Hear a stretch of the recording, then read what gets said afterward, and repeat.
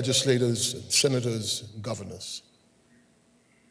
We recognize your fingerprints upon our humanity, its marvelous diversity. Help us to be able to celebrate our diversity without difference or division. Help us to find common ground. Help this gathering of leaders who govern this state to move upon the great legacy they have inherited and push us to a day of equality and justice for all. Help us to climb over our selfishness and our divisions and find a singular purpose that will honor you. We thank you that you have provided in this hour the competent hands and compassionate heart of Kathy Hochul. We pray, God, that you will give to her the competency she needs to move this forward. As she sits in the helm of this ship of state, may those who share the bearing of the oars, may they find also the opportunity to move us forward. The days ahead will not be easy. There is turbulence and storm on the frontier. But we know that we can get through because we've been through. We know because you have carried this state through many difficult times. And we know in the end, we will get through these. But until that time comes, help us to find our importance as a part of partnership and community. And then, God, help us to know that our time is short. Not one of us here has a continuing invitation or a continuing election to the space we now occupy. Soon, our sons and daughters shall come and claim our spaces. And may when they come, may they not see that we poured our blood for nothing, and understand that the greatest title of all is servant. So make of us this wonderful governor, this governor who comes in a special time and in a special place. This governor who comes new in terms of having a woman at a place, at the highest place of this state. May that be a reflection on our progress. May it not be contaminated by our exclusion or our prejudice. In the mighty and matchless name of a name that is called, of a God who is called in multiple expressions, whether Muslim or Christian or Jew, we thank you for this space. Help us to use it well. In your name we pray. Amen. Amen.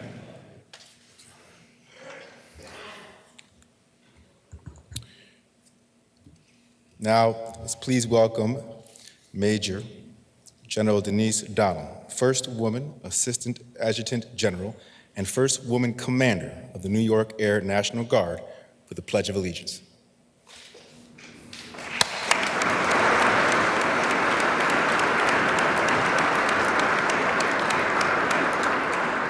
I pledge allegiance to the flag of the United States of America and to this republic for which it stands, one nation, under God, indivisible, with liberty and justice for all. Will the Honor Guard, thank you, Major General. Will the Honor Guard please retire the colors?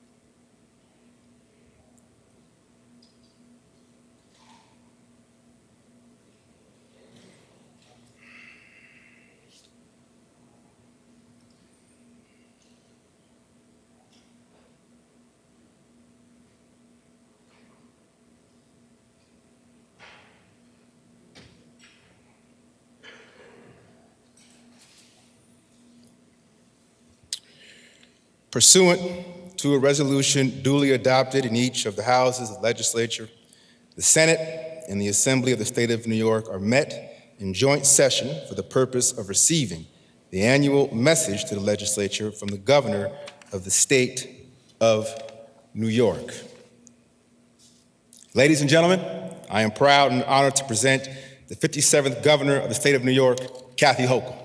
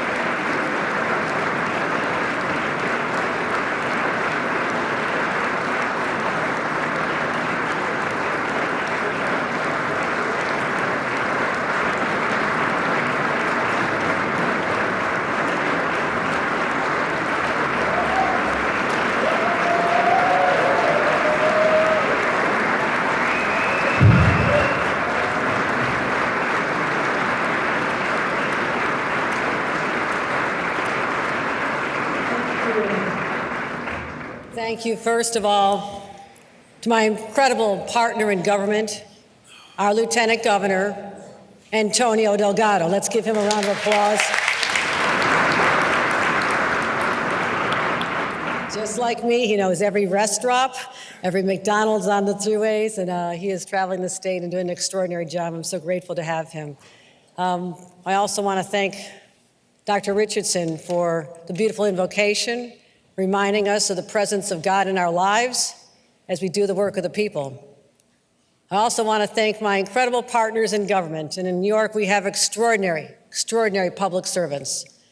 Our Attorney General, Tish James, who never backs down from a fight. Our great Attorney General, thank you. Our State Controller, Tom DiNapoli, who's going to help us weather the financial storms that may lie ahead, and he's a great partner to get the state through some tough times possibly. Our Senate Majority Leader, Andre Stewart Cousins. We stood here a year ago and made history, relegating the three men in the room to a past concept, and I thank her for her friendship. Our Speaker of the Assembly, Carl Heastie, we've a great ally, great public servant. Thank you.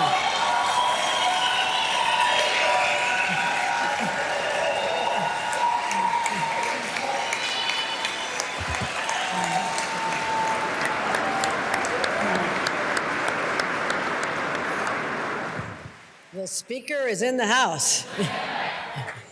And to Majority Leader Assemblywoman Crystal Peoples-Stokes, who we served in government for many years together. Thank you. Thank you.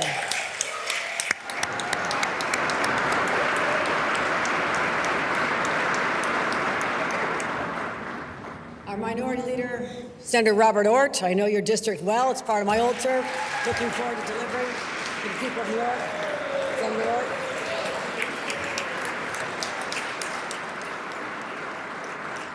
Minority Leader Assemblyman Will Barkley is here as well.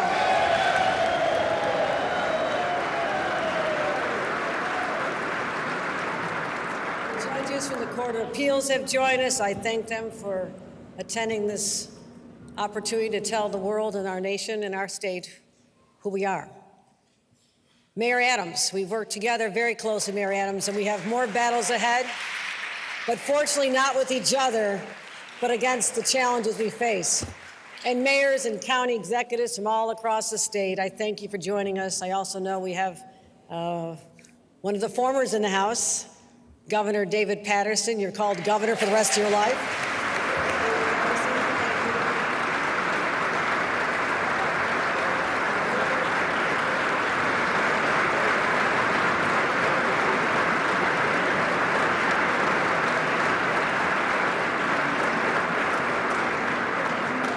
Use a point of personal privilege and make a hometown football call, and that is to acknowledge my own county executive, Mark Poloncarz, and our mayor, Byron Brown, City of Buffalo. Please stand up. Please stand up.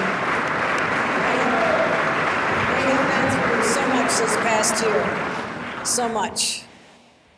But I think a Super Bowl lies ahead. And good luck to the Giants, too.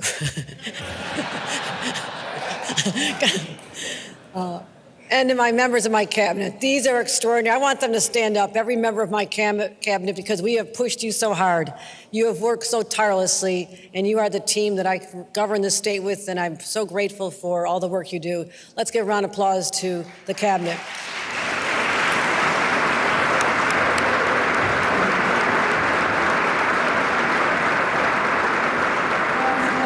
Everyone's in the House. Let's give a round of applause to Labor.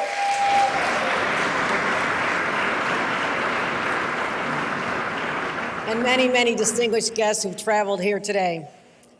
You know, my fellow elected officials, it's an honor to be back in this chamber and seeing you. 1 year ago, I stood here, gave the address. The speaker wasn't here. We had Crystal Peoples-Stokes up here. We had the leader. And we spoke to an empty audience. It was extraordinary how far we've come in this 1 year from that time when I literally had to address empty seats. But I did get a round of applause, not a lot that day, from my loyal staff in the back when I announced drinks to go. So they were very happy with that announcement. People across the state are happy with that announcement, but today I'm looking forward to an enthusiastic opportunity to tell you what we are all about. And today I speak not just directly to all of you, but to the people we have the privilege of serving. My fellow New Yorkers, after 3 very, very difficult and painful, tragic years, I'm proud to stand here and say that the state of our state is strong, but we have work to do. Last year, in the face of immense hardship and uncertainty, we endured. We proved to the world that when New York gets knocked down, we always, always get back up. And because of that, I'm optimistic about this upcoming year and about the future. Oh, we have some big challenges ahead, but I believe that the fight to do what is right is always worth pursuing. And I'm steeled in the knowledge that if we come together in this pivotal moment, and those of us in positions of power do what's needed for the people of New York, our shared potential is limitless. As I said in my inaugural address, when we are united, there's no stopping us. When it comes to the mountains yet to be climbed, we're ready to scale them this year because of the peaks we already summited last year.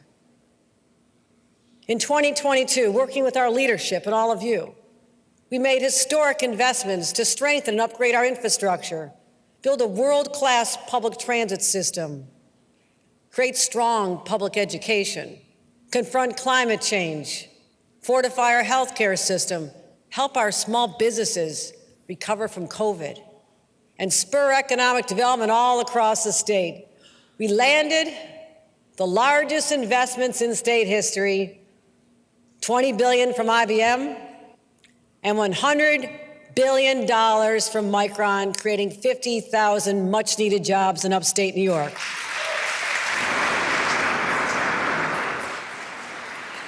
We expedited tax cuts to the middle class, gave property tax rebates. We suspended the gas tax when prices at the pump hit record levels. You've passed, and I've signed, over 840 bills. That's a lot. But in response also to tragedy and the spreading plague of gun violence, we strengthened our gun safety laws, which were already the strongest in the nation. When Roe v. Wade was overturned by the Supreme Court, here in New York, we reaffirmed our commitment that reproductive health care remains a human right.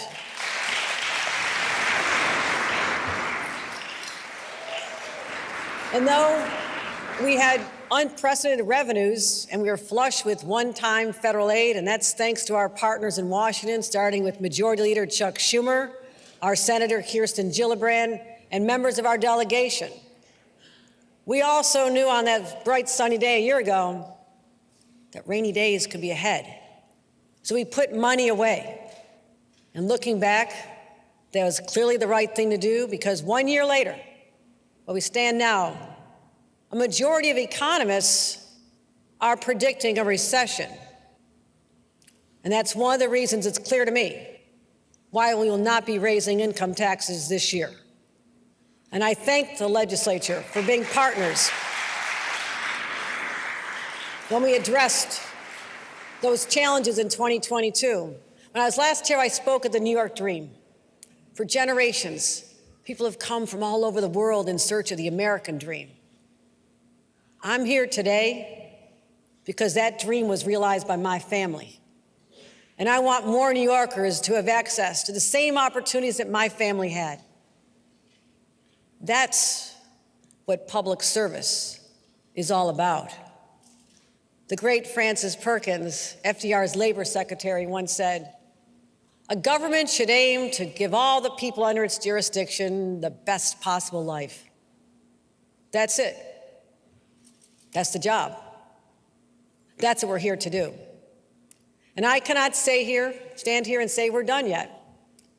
Because even though we've set the table for what should be the most prosperous time in New York history, if New Yorkers don't feel safe in their communities, if they can't afford to buy a home or pay their rent, then the dream stays out of reach for them. And we're already seeing signs of outmigration that we can no longer ignore, something I know all too well from growing up in Western New York, at times when jobs were so hard to find. We cannot let that happen again. But the good news is, it does not have to be that way. What I'll discuss today is a broad overview of key policies that will make New York more affordable, more livable, and safer. So let me tell you just how we plan to do that. My number one priority has always been and always will be keeping New Yorkers safe. And a day has not gone by where I've not been laser focused on this objective. Oh, the pandemic caused so much havoc in our state, in our country, in society, and it had a profound effect on public safety. You know, that pervasive unease that wormed its way into our day-to-day lives, the social isolation, the economic distress, led to a nationwide rise in gun crimes and violence that we're still combating. And to respond to what we saw right here in New York, we had to develop new strategies and invest in new programs and strengthen our gun violence prevention laws, passing even stronger ones and closing loopholes, like banning ghost guns. And I want to thank our Attorney General for her work on making sure that the red flag laws are executed. We expanded bail eligibility for gun crimes. We had tougher prosecutions of gun trafficking. As I mentioned, the red flag laws. We had over 5,000 extreme risk orders of protection. astronomically higher than before. You know what that meant? 5,000 people who should not have had a gun because they could have done harm somewhere else were prevented. And that kept innocent people from being hurt. Those are the strategies that are working. We also, after the massacre in my hometown, we raised the age to 21 to buy a semi-automatic weapon. Just common sense.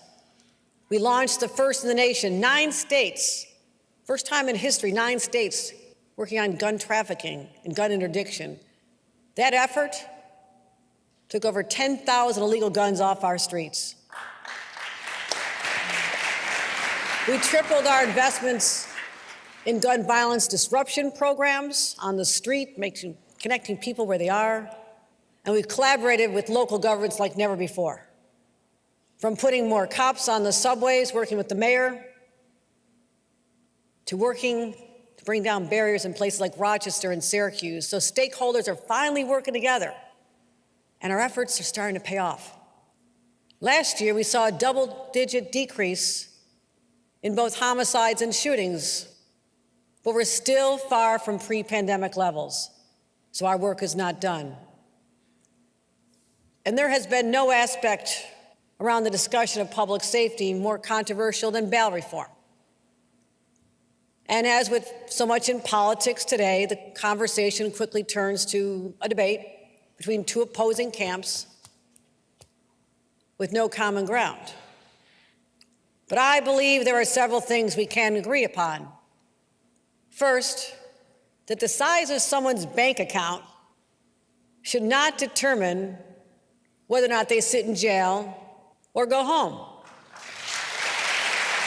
even before they've been convicted of a crime. That was the goal of bail reform. It was a righteous one, and I stand by it. Second, bail reform is not the primary driver of a national gun wave or crime wave. It was created by a convergence of factors, including the pandemic, all across the nation. But also, I would say we can agree that the bail reform law as written leaves room for improvement. And as leaders, we cannot ignore that. When we hear so often from New Yorkers that their top concern is crime. And so to my partners in government, in the legislature, let's start with this base of shared understanding and have a thoughtful conversation. Not this, but this.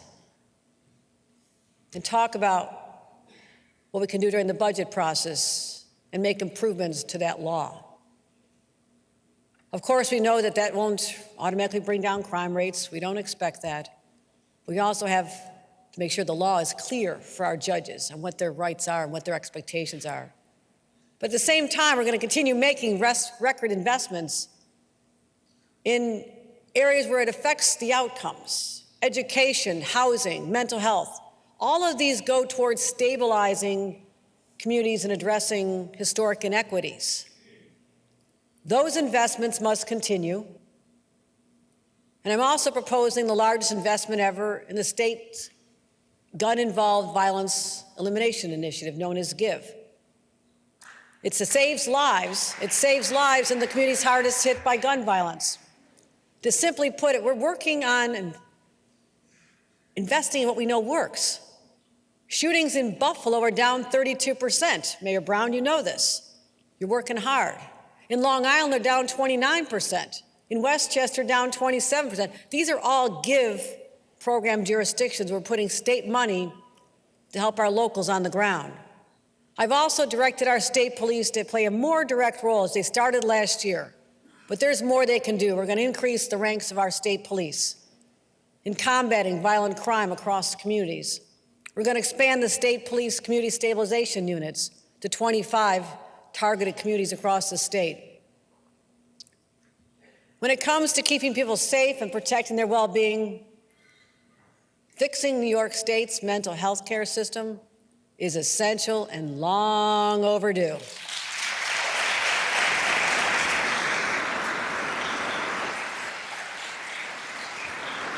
Even before COVID, The rates of mental illness had been on the rise, but since the pandemic, more than 1 in 3 New Yorkers have either sought mental health care or know someone who has.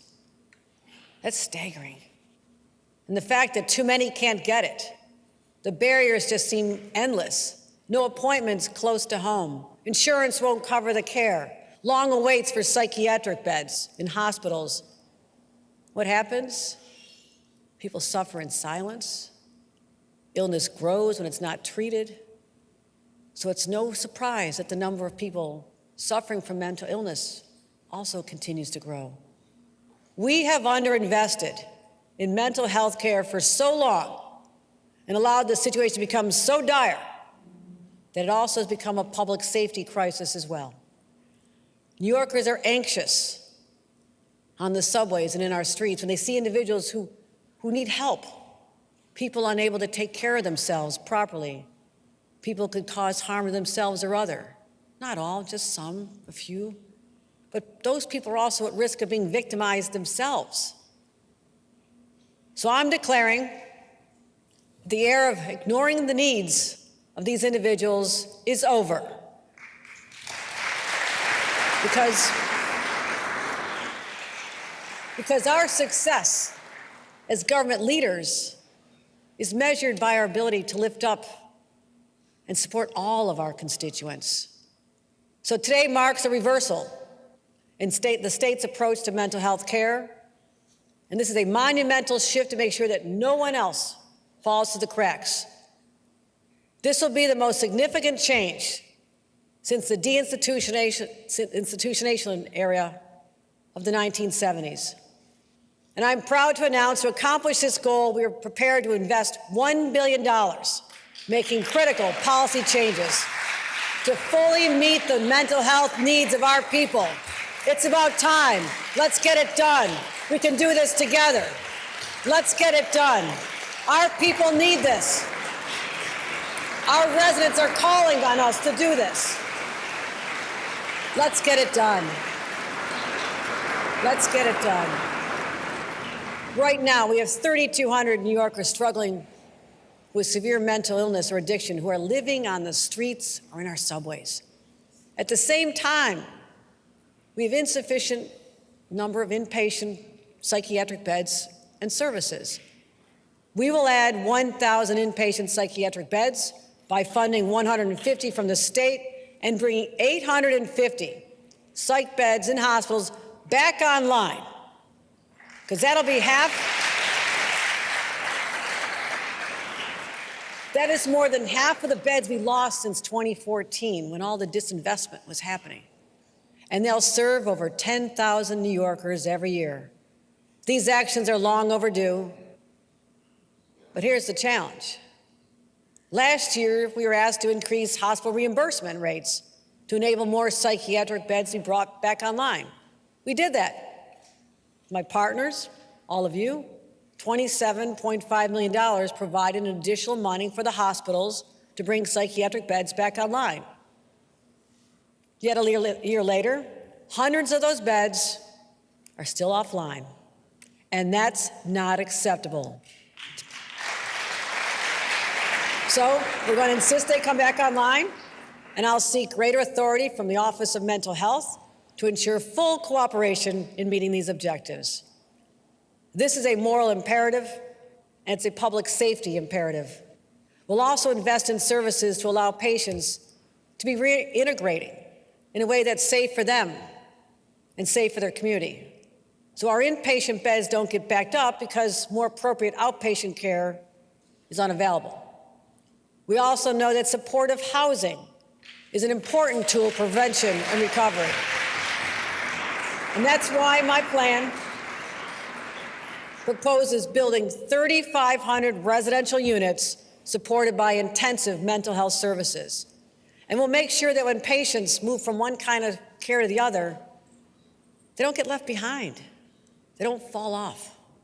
Our plan requires facilities to discharge high-risk patients into intensive wraparound services.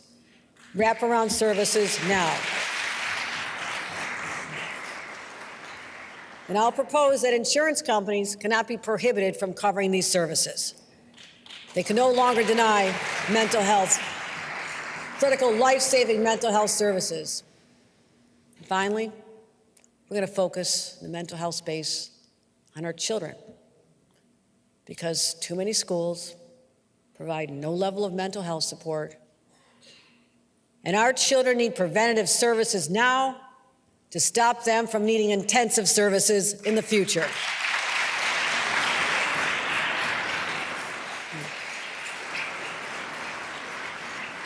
We aim to meet this unmet need and reduce it by half over the next 5 years.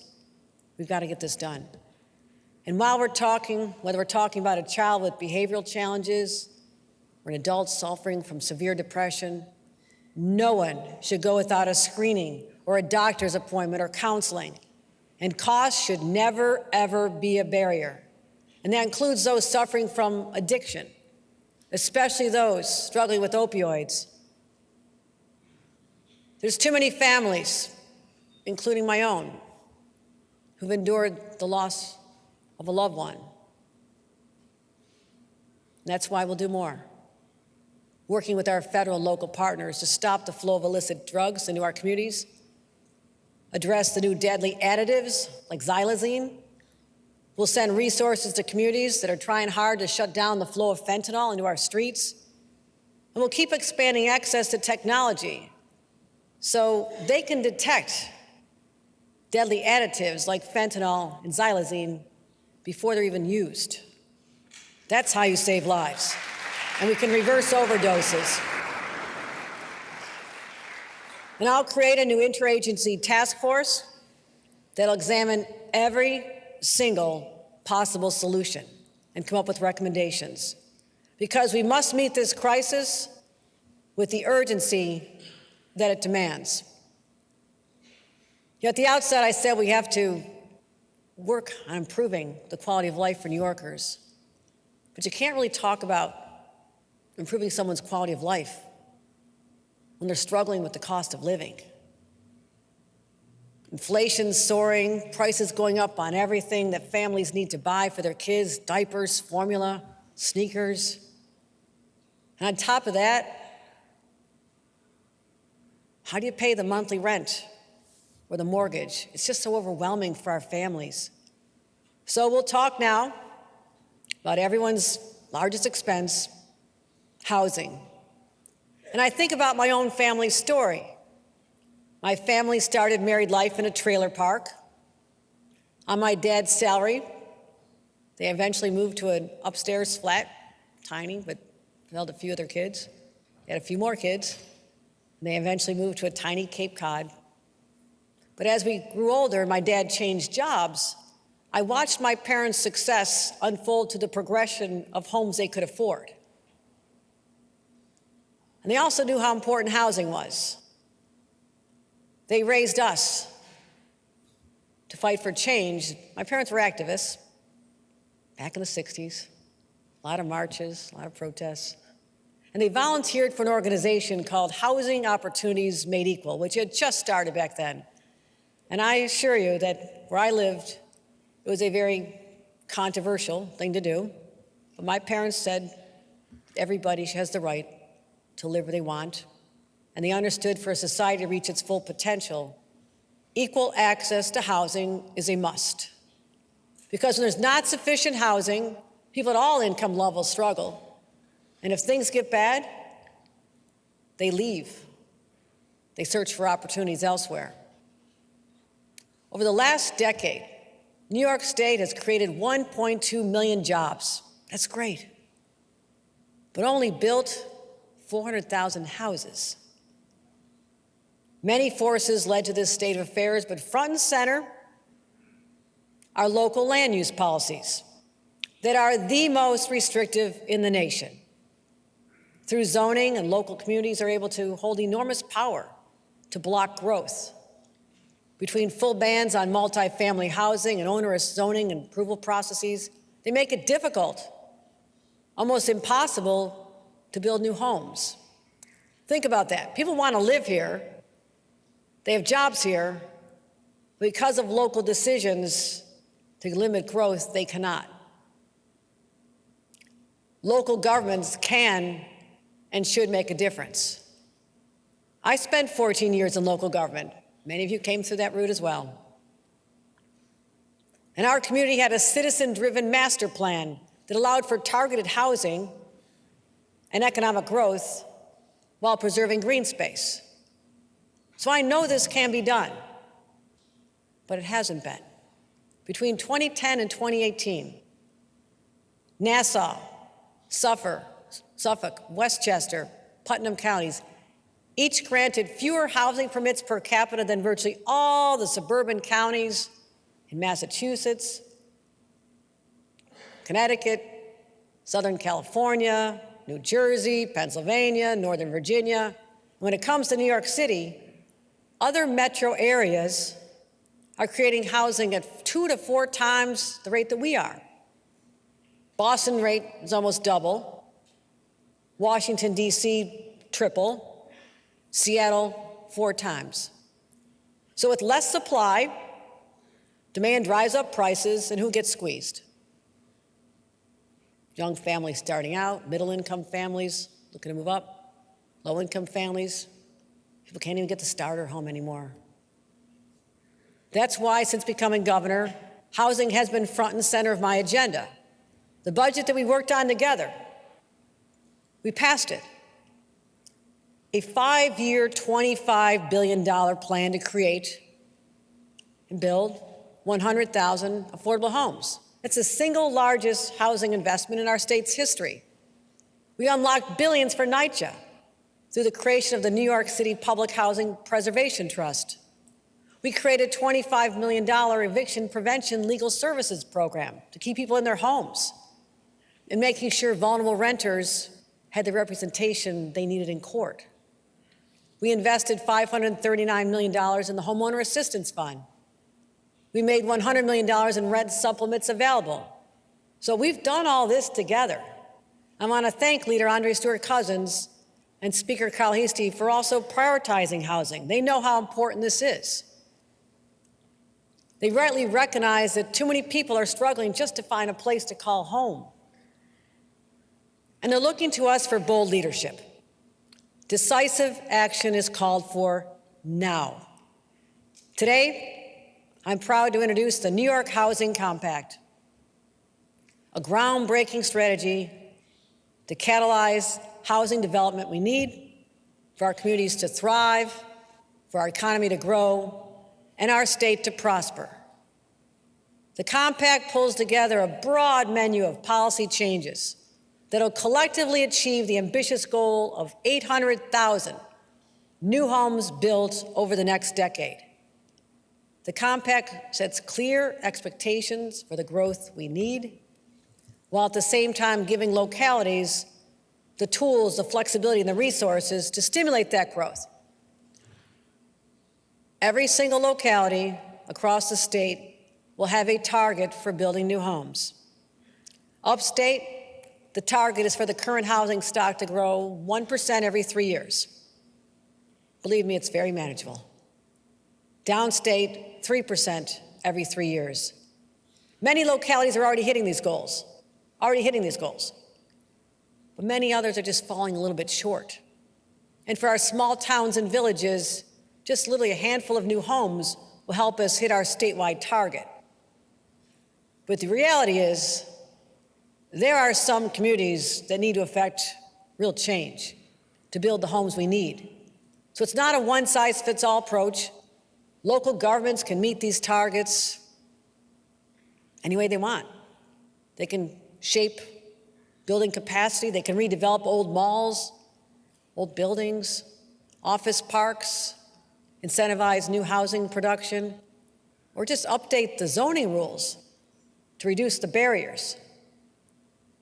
We know this is a big ask, and that's why localities will get help from the state. To accomplish this, we have to get it done. We will offer substantial new funding for infrastructure, for schools, roads, sewers, all needed to support growing communities. And we'll cut the red tape to allow projects to move more quickly. while still protecting the health, safety, and environment of our communities. But when communities have not made good faith efforts to grow, when proposed housing projects are languishing for no legitimate reason, the state will implement a fast-track approval process, because doing nothing is an abdication of our responsibility to act in times of crisis.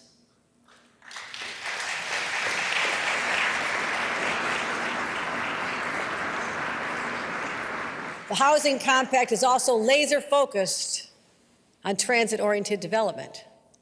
Now, we all know the MTA is the lifeblood of the New York City metropolitan region, and we'll continue to invest and ensure the MTA's long-term fiscal health. We have to do that.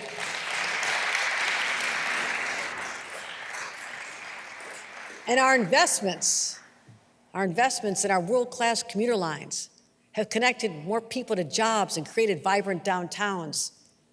And that's why it makes so much sense to build new housing in those same areas. That's what happens in cities across the globe. So as part of my compact, any municipality with a train station will rezone the area within a half a mile to allow for the creation of new housing within the next 3 years. Finally, we cannot meet the demand for housing without an incentive program like we have with 421A in New York City. Without it, developers are only building condominiums or build elsewhere, which is absolutely not the result we need to meet our housing goals. We will work with the legislature to come up with a replacement for this critical piece of the puzzle. We have to. Overall, this plan is ambitious, but that's what New Yorkers expect from their leaders. Today I say no more delay, no more waiting for someone else to fix this problem. Housing is a human right, and ensuring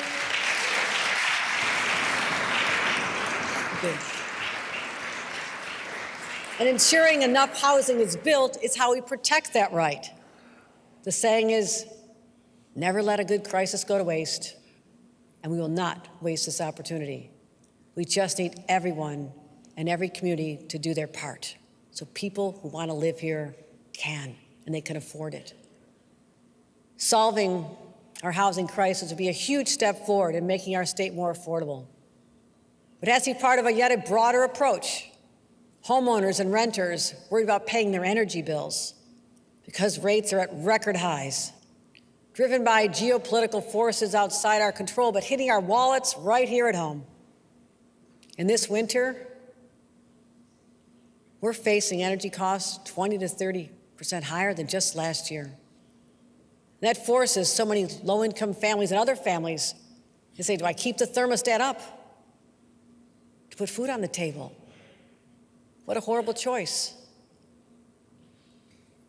It doesn't have to be that way. It doesn't help that New York State has the oldest houses in America. Some of the oldest, for sure.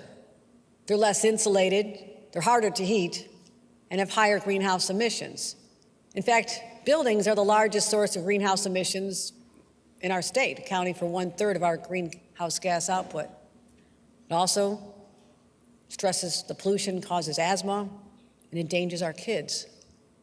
So today I'm proposing another series of proposals to insulate our most vulnerable households from exorbitant energy costs and to clear the path for a more sustainable future.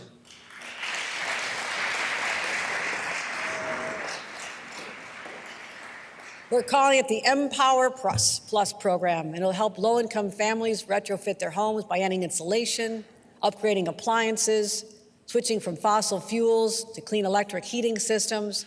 And this program will reach tens of thousands of households within a year. And homes that electrify will be eligible for the first in the nation energy affordability guarantee, a promise that they'll never have to spend more than 6% of their income on electricity.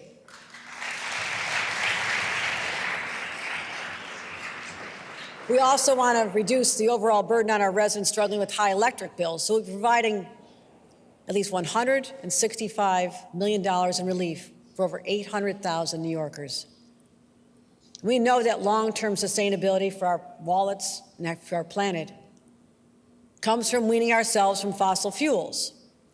And to set us on that path, I'm proposing a plan to end the sale of new fossil-powered heating equipment by 2030 by calling for construction of all new construction to be zero emission starting in 2025 for small buildings and 2028 for large buildings.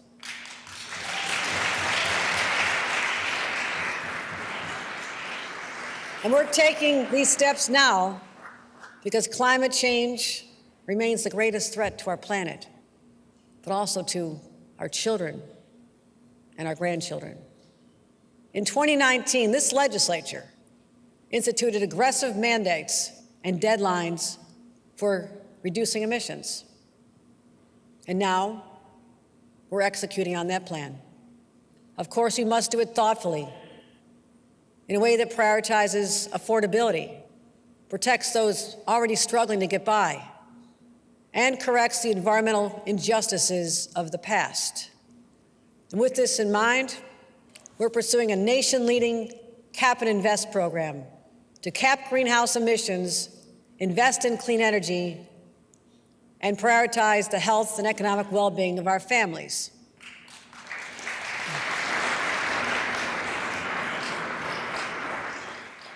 Big emitters will have to purchase permits to sell polluting fuels. The dirtier the fuel, the bigger the price tag. And the invest part of the program will accelerate the clean energy transition and include universal climate action rebates that will provide over $1 billion the revenue we bring in to allocate to lower utility bills, cover transportation costs, and other decarbonization efforts. That's how we're going to help our New Yorkers. That's how we help New Yorkers get through the transition. And what's great about Cap and Invest, it gives us great flexibility, so we can focus our efforts on the biggest polluters, at the same time ensure our families, our farmers, our small businesses aren't crushed by the costs. And we'll help families with energy costs transition to the future because we know that future belongs to our kids. And as the first mother to lead this state, I know firsthand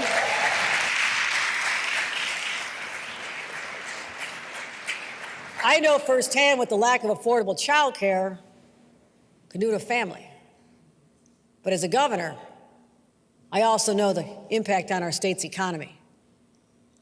More than 35 years ago, when I was a young staffer working for Senator Daniel Patrick Moynihan, I loved my job. But there were no affordable child care options available to my family. So I put my career on hold, raised a family, and so often we know it's the moms, in particular, who are forced to make these decisions. And with that experience, I was so proud we worked together last year to announce $7 billion over 4 years to focus on affordable child care in our budget. We worked together to get it done. And thank you. Thank you. We brought down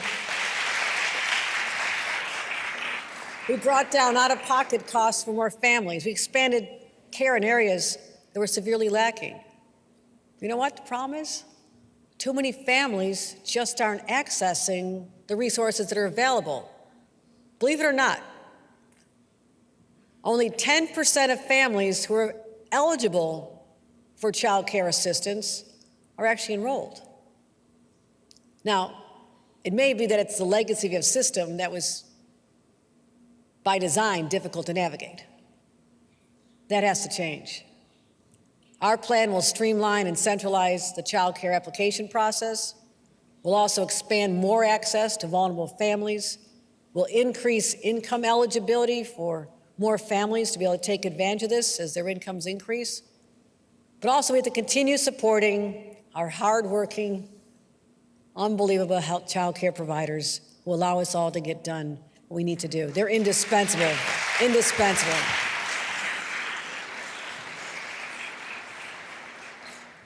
Now we talk about affordability, talked about it a lot today. But if we really want to continue to tackle the affordability crisis head on, we must recognize that the low-wage workers that we represent across this state, rural, suburban, urban, we're all over, they've been the hardest hit by inflation. The average cost of goods and energy for low-income households jumped over 13% over 2 years, and they were barely making it before. This pushes our families already on the margins to the breaking point. So as a matter of fairness, social justice, I'm proposing a plan to peg the minimum wage to inflation. If cost goes up, so will wages. So will wages. Thank you. Thank you. Our families deserve this. Thank you.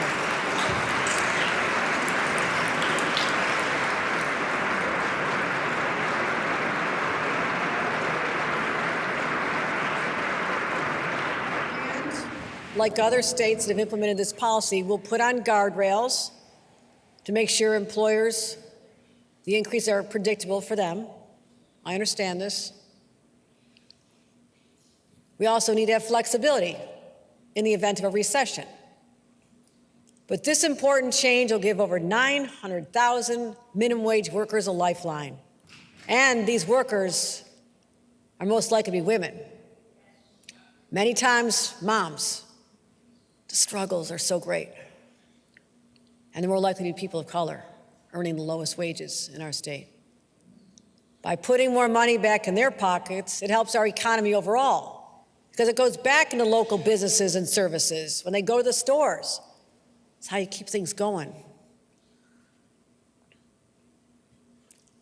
These initiatives and policies, investments and new approaches are just the tip of the iceberg. But I've kept you long enough. What you've heard from me today are just some of my top priorities as we improve the lives of New Yorkers. But this is no way an exhaustive list. In fact, I know most of you cannot wait to read the 275-page book containing 147 thoughtful policy proposals. Thank you, Michael Asher, and my dream team and my entire cabinet for helping make that happen.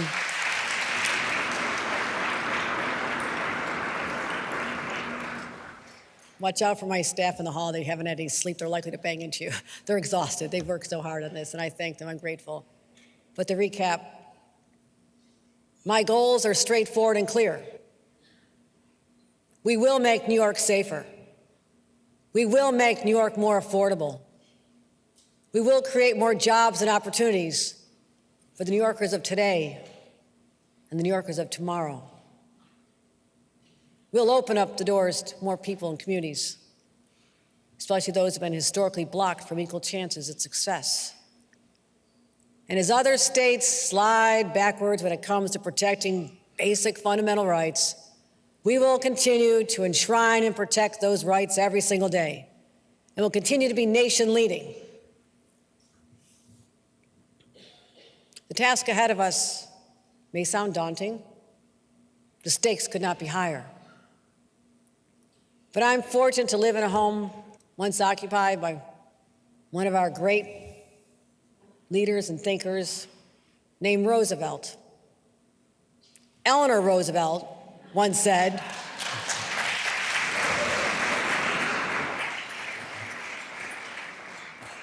"You who are going to build a new world must go forward with courage." We will build a new world. And we will be courageous. We will do the hard things, the necessary things to lift up and support New Yorkers and clear a path for them to realize the New York dream. That is my promise to the people of New York. And I will work with the members of this legislature day in and day out to keep that promise. May God bless the great state of New York, and may God bless America. Thank you.